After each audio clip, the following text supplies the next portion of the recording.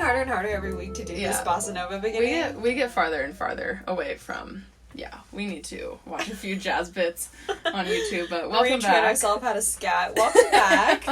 I hope your cups are rinsed and clean and ready for some spooky tea this week. We're doing a Halloween episode this week. And we just want to say thank you guys for sticking around. We're about at the halfway mark for season 1. So that's fucking awesome. Woohoo! If you're still listening, thank you so much. If you bought a sticker, we appreciate you. Yep. And you guys are just awesome. So... Do you have your dry ice out, Stephanie? Are you ready? Let me just going right back to the 7th grade dance. Fill up your cauldron. Yeah. So viewer discretion advised, listener discretion advised. We have a really, really, really scary goop this week. So anybody who's a little scary, get under your covers nowish. Price tag is scary. Development scary. Pretty much. Anybody who's easily skittish, run for the hills. So our goop this week is Miss Jill Sanders, the designer. Miss Jill Sanders. I think she's a British designer. Okay. Has come out with a new purse for her line, and calling it purse is a fucking compliment. Right. Next time you guys see this. She's come out with a $290 lunch sack, and is calling it a purse. No, yeah, my bank account just went into my ass. This is one of those products that you look at it and you're petrified. Like, I would have been working for 20 hours to get that. To afford what my mom gave me in 2nd grade with a note inside and a Kit Kat. Yeah, I love it. I'm stunned. I am stunned. I am scared. I am petrified by this object. I mean, let's get into a bit of an explanation of it. So it seems to me... What I hate, really quick, is that it's ventilated at the bottom. I was just going to say shouldn't regular lunch bags be ventilated? Right. You know what I'm saying? Right. It's almost like, I don't know why I feel like this girl has, like, mommy issues. Like, she never got packed a lunch when she was younger, and she had to make it herself, and now she's just like... dropped Chick-fil-A off every day. Wear this. Also, like... Chick-fil-A probably wasn't...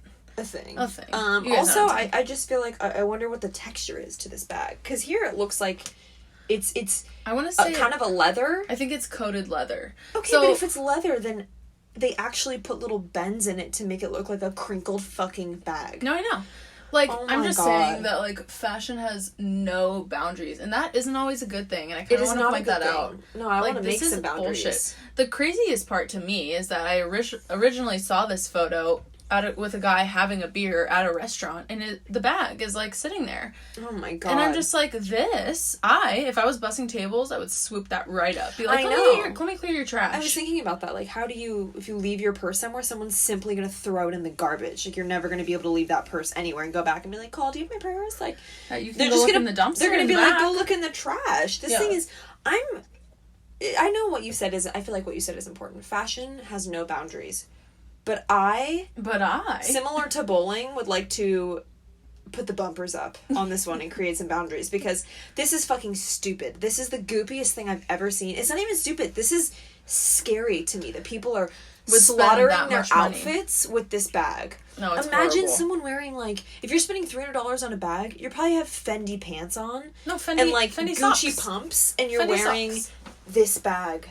Yeah. With your outfit. I'm gonna put it lower than the Balenciaga shoe we showed you guys last week. I'm gonna put it lower than that too. Only because I love this color and, like, the snake skin. Totally. You guys, this is a straight up classic brown bag, lunch bag. The only real differentiation to, like, the naked eye. Jill Sanders has her logo right at the bottom.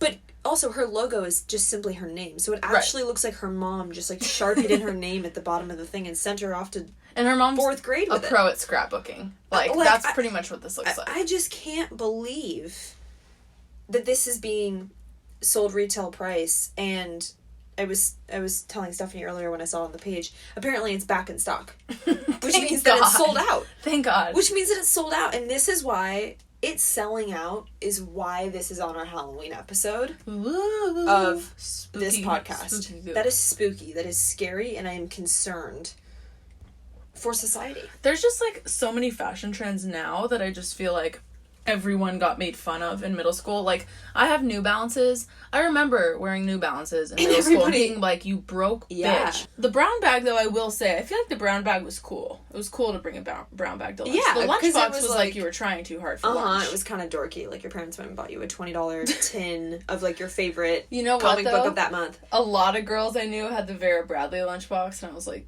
get over yourself. Oh my god, that was such a rich girl lunchbox. I know. That was like I'm not rich enough for private school, but like I'm too rich for public school type of lunchbox. Yeah. I actually had a really embarrassing lunchbox when I was little. I had a Tootsie Roll lunchbox, and everybody gave me shit for it. And it was literally the last one at Target. It wasn't like I loved Tootsie Rolls. It was just like yeah. I started rocking the brown bag are just after gross. That. Yeah, it's like chocolate gum. Everyone used to say to me, they were like, "How many licks?" It's like, okay. That's Tootsie Pop. Oh, well then that's not my fault. They're all fucking stupid. Wait, Tootsie Roll's the chocolate one. Tootsie Pop was with the owl. Right. Anyway, I think the reason that we're going into this, like, stroll down middle school lane is because this bag is nothing but nostalgic for me. Like, this isn't, like, a new trendy item to me. This is, like, reminding me of my cafeteria days. I hate that it's just, like, weathered. I cannot believe that. Do you see what I mean? How it was like, it was leather, but it actually looks crinkled. So they've taken the extra step and they've gone the extra mile to make something look bent and weathered. And I guess that, like, distressed jeans could go along that line, but it's just different. It's just fucking different. You're making it look wrinkled. I'm trying to think of, like, a parallel to just take something so... It's like taking a fucking Ziploc bag and making it the new Marc Jacobs wallet. No, you could put this in a boo bag and drop it off at someone's doorstep and frighten them. Yeah. This is just... I'm just finished. This makes me feel like I want to become a recluse and tap out of society. Yeah. So Jill Sanders... I don't care if this is an homage to your childhood or lack thereof. Like, do it better. Yeah, you're back. Do it better. Yeah, step your game up. Yeah. Anyway, so we just wanted to share with you guys the scariest thing we've ever seen. Spooky, goopy. Yeah, just ghouls, ghosts, and sack lunches. Pretty freaky. Check out our Instagram. Let us know what you think. This might be the goopiest of them all. Thank you for joining for a Scoopy Goop, and I think now we kind of want to move into a funny segment this week on Halloween costumes. We were reflecting on maybe doing a Halloween episode and all the funniest shit that we've ever seen. And I'm interested to know... Me and you haven't really talked about this. I'm interested to know what's, like, your funniest Halloween costume you've ever done, or something that you... Because I feel like we all, like... I feel like one of the best parts of Halloween is walking around and being like, that's hilarious. Like, just seeing people that are so creative. If I need to be explained a Halloween costume, chances are it's pretty funny. Yeah. So. That's so true. You know what I mean? So we had a really funny one. Yeah. Me and you did like a best friend's costume. Okay. I don't know why I just called that. We just dressed up together. Yeah. Like 2 years ago. And I was in college, and I actually got extra credit in one of my classes if I wore my Halloween costume to school, which, by the way, that was a colorful day. That was a colorful day. I saw some shit that day in my class. This girl wore, like, a nurse costume. I'm like, okay. Yeah, you could have just, like, been anything. So, me and Stephanie... She could have worn normal clothes and been a rational consumer. You know what I mean? Like, she could have been anything. Yeah, my teacher was like, okay, you might not get extra credit. So, me and Stephanie 2 years ago went as, Tally and Kenny. Which was super fun. Because I was really fucked up, so it totally fit the bill. Yeah, but Stephanie was Tally. Carried around some computer cleaner because... Yeah. That's Tally's best time. Yeah, it was basically the whole night like, I'm so fucking high. And then Stephanie actually wore a towel too, and she drew Tally's eyes on the towel. And it was red Sharpie for days. You are an artist. Honestly, that was impressive. Anybody could draw something from South Park. I don't know. Really? I guess, yeah, you're right. I wore an orange hoodie and walked around all day with my hood up with a sign on me. I had to make a sign that said, I am supposed to be Kenny from South Park, because I had 4 different girls come up to me and be like, it's Halloween, I totally know what you are, I love your costume. I'm like, yeah, amazing, thank you. They're like, you're a pumpkin. Yeah. I'm like, no, I'm Kenny from South Park. Why would I be a pumpkin if I had my orange hoodie, like, I had the thing drawn. Just kidding. You know what I mean? Yeah, I had the thing, like, drawn around my face so that I looked like a little, you could see, like, my nose, and that was it. If we could have, like, drawn one more person in, I feel like it would have made sense. Like, if somebody took the L and was Mr. Hanky, it would have made total sense. But the funniest one I've ever heard... Or Cartman. Yeah, exactly. So, my lash girl, she's so funny. She's awesome. Her husband is a firefighter, and a couple years ago, that was unnecessary, a couple years ago, he was I think like an 80s porn star, so he bought like a dildo or like a strap-on or something, and just had it like bulging, and then had like an open vest and like a blonde wig and blonde mustache because he's Asian. And he just like felt like he needed to get some use out of this strap-on, and where I'm going with this is not where you think. So last year, he was, get ready, Casper, the super friendly ghost. So he wore a strap-on and covered himself in a sheet. And they went out to bars, and the strap-on would, like, touch people and be like, hey, sorry, I'm Casper, the super friendly ghost.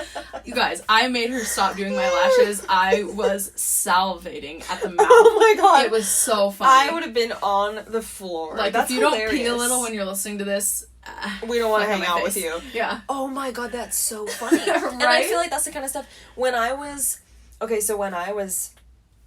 maybe 7 or 8, I was young. Me and my best friend went trick-or-treating in our neighborhood because we were neighbors.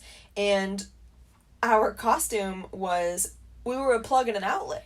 And I didn't realize until Jesus. 12 years later that first of all, that's a couple's costume. That's like a sexual innuendo in the picture on spirit.com. It's like a guy, like, penetrating out. Like the outlet, which is the girl. And I think it's funny too, I just feel like this is important to say that it's a plug and an outlet, so obviously the outlet's like the girl and the plug is like the guy. One it's were like, you?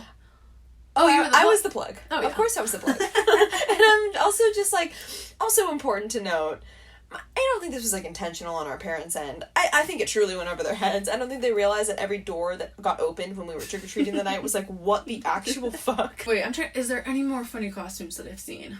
I just want to bring one up that I just saw. By the way, it's a baby costume, which doesn't make any fucking sense. It's actually kind of dark.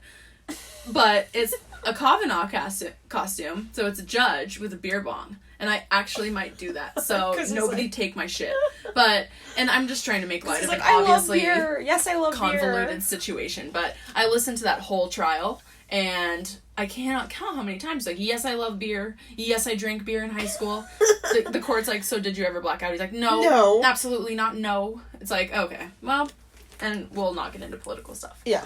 Anyway, he's a mess. If you guys have any funny as fuck creative Halloween costumes, I want to hear them because I want to get a laugh out of them. So badly. Anything funny, hit me up. Spooky aside, Halloween is like the month of funny people. I actually think all the wittiest, funniest people come out of the woodwork the month of October, and I've never been more proud to be a Libra. I'll say that much too. Like, what a great month.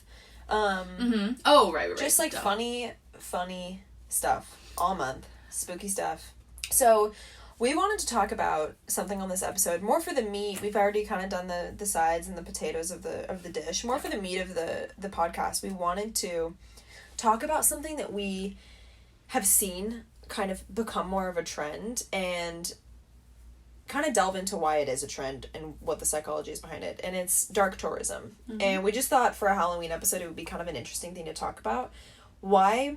For anybody who doesn't know what dark tourism is, there's actually a new Netflix documentary that this guy goes to dark tourism spots. But basically what it is people who specifically intend to travel to places that have a dark or negative connotation to them, and oftentimes dangerous. And include places where death and tragedy like basically like examples would be going to a concentration camp or going to a nuclear zone that's like still radioactive. In the ocean where the Titanic sank. I say that with the most sarcasm because you can't actually go there. Yeah, Stephanie's saying that because we looked up a list before this to do some research, and one of them said one of the dark tourism spots is where the Titanic crashed, North Atlantic. I'm like, what? You can't fly there. Pass some coordinates my way. I know. Like, fuck. Can I get a locale? Yeah. So anyway, yeah, we were kind of looking stuff up like that, and we were fascinated at how many people are genuinely willing to spend thousands of dollars, so much time, to go like almost put themselves in harm's way. Like, have you ever been to a place that feels like it's... I have. So, the 3 on my list kind of are a Civil War ground in Virginia. Yeah, weird. Eerie. The Holocaust Museum in D.C., probably the most eerie due to the amount of artifacts. Yeah. And then Alcatraz, which is kind of just based on, like, Alcatraz is on my list. And, like, I want to go there. Location. Yeah, Alcatraz is so... I hate saying cool, but, you know. Yeah, fascinating. Yeah. The thing with museums, though, to kind of delineate from dark tourism, is that's a little bit more of a safer route. It's more just expressing dark things that have happened. I mean, I think that I don't know. My thing, I mean, even though I was young and it wasn't my choice, I feel like people go to these places to not only bring history alive, but to honor the victims who, in different circumstances, could have been any one of us. Mm-hmm. Yeah, I get that. I mean, so that's how did you feel? How did you feel at a place like Alcatraz? Were you like, this is fucked up, or were you like, this is fascinating? Fascinating. Like, okay. Fascinating. Fucked up? No, because it was a prison. You know what I mean? It wasn't like yeah, you kind of like don't feel bad for the people because they were there for a reason. Right. I'll tell you what one of the eeriest things is, because any prison, I mean, I think the reason why Alcatraz is like treacherous is because of its scary location. Mm-hmm. I mean, taking that ferry, that water is freezing cold, infested with sharks. Right. And I'm sure everybody's heard of the movie Escape to Alcatraz. You know, those 3 guys who like basically like hit spoons through the poor infrastructure. Yeah, and they made it out or something, but no one knows ever like where they found their like, not remains, but they found, I think, like vests and a couple possessions in the water surrounding. Okay. Never found them. Okay. Yeah. There's just little factoids about, I mean, so Al Capone was there, which is, and I just recently went to Chicago, so, like, learning all about him and that thing is, like, really crazy. Yeah. And then the fact that the wardens lived on the island with their families is also pretty creepy. I find that creepy. Imagine it's like a little village. Yeah. Oh, I couldn't fathom. Well, it has to be because it's an island. It has to be a village because the people who work there can't just like bus in every day. I suppose they could, but that would be it would just be like a constant kind of Anyway, so Alcatraz is just really fascinating, and I don't know. It's just it's the combination of it being an island, you know, the type of environment that surrounds it, the type of criminals that got sent there. Yeah. And was something. It's more the idea of like walking the same halls as someone like Al Capone did. You're kind of like that whole experience is. I think eerie is the best word for a lot of these places. It's more surreal and eerie than it is like actually scary. Whereas in this documentary, he goes places that are actually scary, as in to the point where like you're risking your own health and safety to complete these expeditions. And I think that's what I've always thought about dark tourism is I've actually been fortunate enough to like do a bit of traveling in my life, and I'm like, that's not my idea of a vacation. Like, if I'm gonna spend my money, I agree with you, but what I do believe about dark tourism, except for the the small group that like people who are obsessed with like the Manson murders and like, you know, collect his artifacts, go to like the museum of crime. Yeah, those are extremes. I know what you mean. I think that a lot of people, like for example, for me, I went to San Francisco. This was like a part of my trip to San Francisco. I think these people want to go to these places, but on the side, you know, have some sort of interest in that. I mean, you could do anything. You could go to a museum, you could go to a famous restaurant, but I think these people more so maybe enjoy the place, except for that small group like Manson people, or you know what I'm saying? Okay, but here's my thing with that is I'm talking about the people who actually specifically go for these things and come from all over the world to go to Chernobyl, which is still incredibly radioactive. Yeah. Just to experience it and to watch that little radioactive meter creep up and get that thrill off of their life being at risk is what I'm saying is I don't personally relate to that. Where would you go if you have, like, top 3, maybe? I would say a concentration camp. I want to go to Pompeii. Yeah. Where all the, like, bodies are still there because they've been preserved by ash. And I also want to go to, this is kind of like, I don't have a specific one in mind, but like an ambiguous, like a untouched abandoned city. Okay. And there's a couple of them. There's one in China. There's one and I think that, just to tie back, is one of the biggest reasons why people do, the part of going to a nuclear zone that I do understand is the people who go to see the abandonment. I think that's what it is. Because when this reactor went off in Chernobyl, or when Japan was you know, bombed, these people, they bolted. Yeah, they just got the fuck out of there. Or they died. So you see a bike there that's been there since the 80s. And I think that is the thrill of it. Which I understand. I would love to see that. Is like seeing, because we watch Dark Tourism, and when he goes to Chernobyl, you know, not Chernobyl, the one in Japan. Yeah. You see like the teddy bear, and you see the arcade system where nothing is touched. And I think that for me was why maybe the Holocaust Museum was the craziest thing, because the real bunkers are there.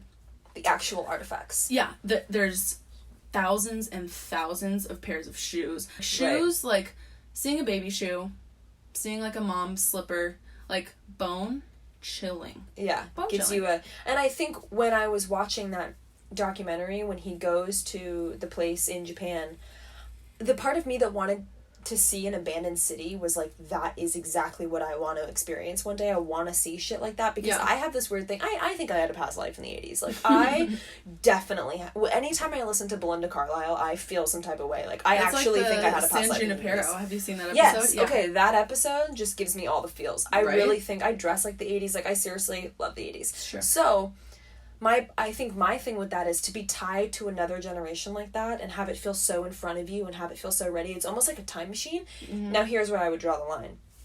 I would love to go to an abandoned place that isn't, not that they all don't have like an element of danger, but isn't radioactive like that. I would never take that thing that I want to do and let it cross the boundary of like harming me. And my problem with that episode of Dark Tourism and just kind of in general is that I don't think it's really about the environment. The whole time people are watching their little, I don't even know what it's called. It's like a radioactive meter. Yeah. You know, and it's going up and up. They're getting and up, like a weird thrill about it. They're getting spooked on.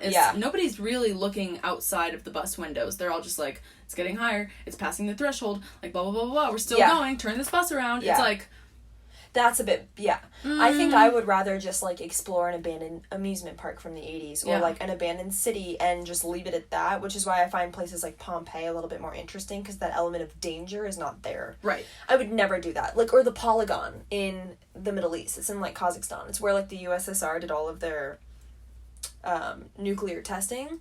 People go there because when you go fishing in that lake, the fish come out, like, fucked up. And I'm like, right. Dude, why? I just wouldn't, because to go fishing there and see those fish, you gotta be there. You have to be exposing yourself to that danger. I don't know why this, like, would be so cool to me, but, like, I would love to go to Colombia and, like, walk around Pablo Escobar's turf? The Escobar estate. That would just give me, like, the irks. Yeah. But it would just be, like, I don't know. That's what's interesting about I hate to call any of it cool. Fascinating is a better word. What's crazy about the whole dark tourism thing, for me, when I really think about it, is it's like 50 Shades of dark tourism. There's stuff that's, like more sickly fascinating. There's stuff that's, like, historical fascinating, like this really happened, like the Holocaust stuff is kind of in that category. And then there's I'm willing to harm myself. Like there's totally different degrees of it. 100%. And I would say I'm on maybe a more, like I've been to a couple places. Yeah, like a lower fascination. Like I've been to, I stayed, when I was in Switzerland, I stayed in a hotel that was a converted jail, and it was like a maximum security jail in like the 1800s. I think that's the creepy part too, is you're not in somebody's cell that was like petty theft. It's like they killed somebody, it was like or they touched sketchy. Children. Yeah. And the funny thing about this is I was on like a tour, so I can't believe they booked us in here. This was not a choice. It was kind of fascinating, but the whole place was like haunted, whatever. So that was kind of, haunted places are another like part of dark tourism. So that was kind of fine. And then when I was in Budapest, I did a couple weird things in Budapest actually. When I was in Budapest, I went to this museum called the Torture House, and it was all about the double occupation of Hungary by the Russians and the Germans, and basically how their whole population just got screwed over for like 30 years. Yeah. And this place was like a place where they tortured people, and in the elevator, when you're going down, this is like such a vivid memory of mine, the elevator's wallpapers are the faces of the people who died there. So you're just like surrounded by like that was like very, very bizarre. And you see like torture devices, you see like old Nazi stuff, you see old like Russian, Soviet, inhumane practices. Torture devices. See a ton of weird stuff there. So that was kind of weird. I also went and partied in an old communist bunker and got, like, wasted in this... that was weird. It was, like, a communist bunker turned, bar. I mean, it was, like, a bar. And I went there with my friend and her sister, and we went down in there, and they had, like, a rave going on. It was actually, like... I feel like that's for people who don't want to, like, dance on the line of, like, getting creeped out, but, like, still go for the historical experience. Totally. It was more just, like, a renovated bar. But I think the thing about all of these, and I know I'm not alone, but I think watching this show, this guy might have not been the same, but I really go back to the thing that, like, in different circumstances, it could have been any of us, it could have been any of our cousins, our parents, our siblings, and I just remember leaving that museum and being like, I need to call my mom, like, I need to call my dad. Yeah. Like, I just think that it really could have been any of us, and that is the most, like, mind-shattering thing about it. It really just makes you thankful, I think, is what and maybe that kind is of came why, to me. maybe that kind of, like, high you get after leaving those places safely and soundly is why people do it. Maybe that fear of dancing on the edge of something that's very dangerous and coming away from it safe, sound, happy, thankful for your own life is maybe why people are so ready to experience it. It's like experiencing it without experiencing it. It's like going scared straight, but without the circumstances. Exactly. Yeah. It's the closest you can ever get to experiencing that without actually experiencing it. And maybe that's why people go. One more thing that I have always thought about when I watch dark tourism stuff is the actual tour guides. The people who go there every single day, and it is their job, and I mean this more with respect to the nuclear zones, because there's multiple around the world that you can go to. There's one in Kazakhstan, 2 in Japan, 1 in Ukraine, Chernobyl. So, you know, this is an industry. This has actually been, like, created as an industry, and people go there every day and take groups of people there. I'm like, are you not worried? He asks him, actually, in the episode, he's like, are you not worried about the fact that you go there every day?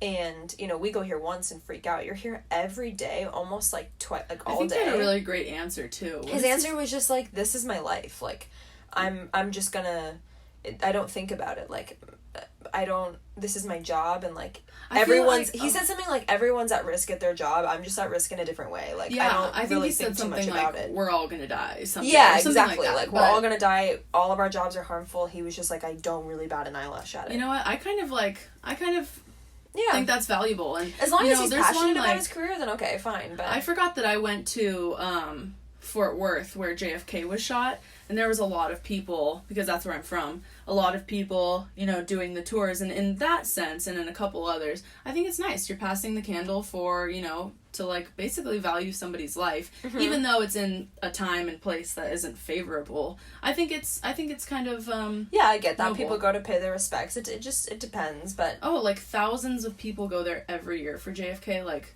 I don't know. I think there's a part of it that's like, you are the source for people to educate themselves and have that feeling of, like, thankfulness, you know, and stuff like that. So what's also crazy about a lot of dark tourist spots that I've looked into is that I think people do them because a lot of them have a timestamp on them.